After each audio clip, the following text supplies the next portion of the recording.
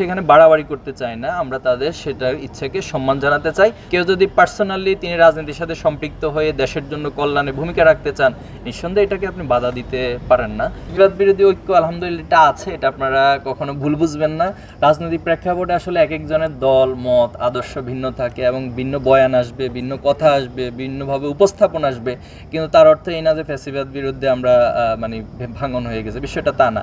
আপনি দেখবেন এখনো পর্যন্ত হাসিনা কোনো একটা বক্তব্য দিলে কিন্তু যে ঝগড়াঝাটি যাই করুক না কেন তখন কিন্তু গলা এসে সবাই একসাথে এক কাতারে দাঁড়িয়ে যায়।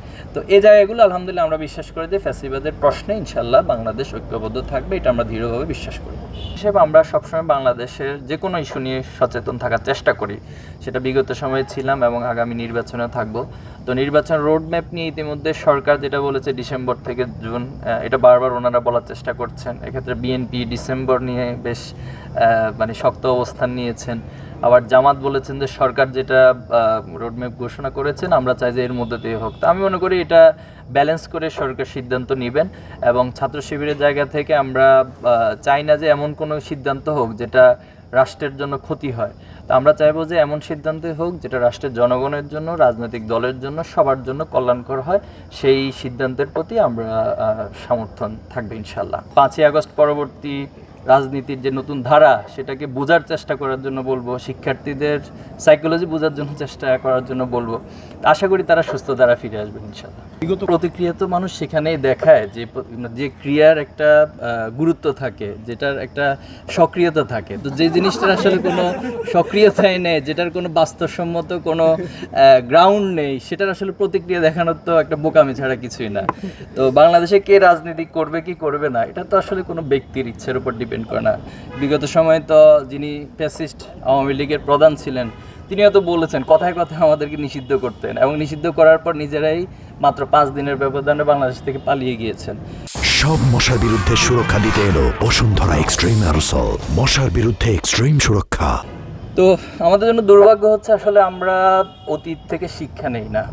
তো ছাত্র দলের সভাপতিকে আমি সম্মান রেখে বলবো উনি অতীত থেকে শিক্ষা নিক, এটি আমরা চাই, এবং শিক্ষা নিয়ে রাজনীতি করতে পারলে এটা ওনার জন্য কল্যাণকর। আর যদি শিক্ষা না নিয়ে ফ্যাসিবাদের সুরেই কথা বলে তাহলে ফ্যাসিবাদের যে পরিণতি হয়েছে বাংলাদেশের সাধারণ মানুষ, সাধারণ শিক্ষার্থীরা সে একই পরিণতির দিকে ওনাদেরকে ঠেলে দেবেন। তো এই দায় তো আর আমাদের উপর যদি সেই দায় চাপিয়ে দেন তাহলে এটা কিন্তু দুর্ভাগ্য।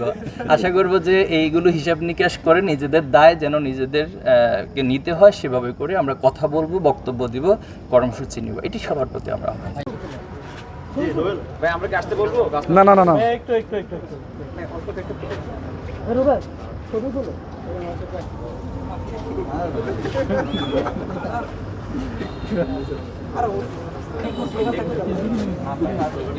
ব্যাগ ধরুন লাইটটা। সবাই একসাথে আমরা কর্মজনে জনে সবুজ দেশে সবাই লাগুন সবার প্রাণে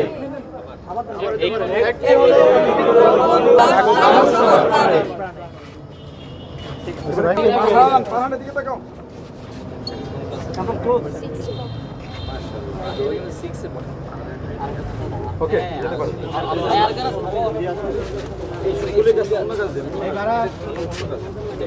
একটা ফল গাছ দেন, ভাই লেবু গাছ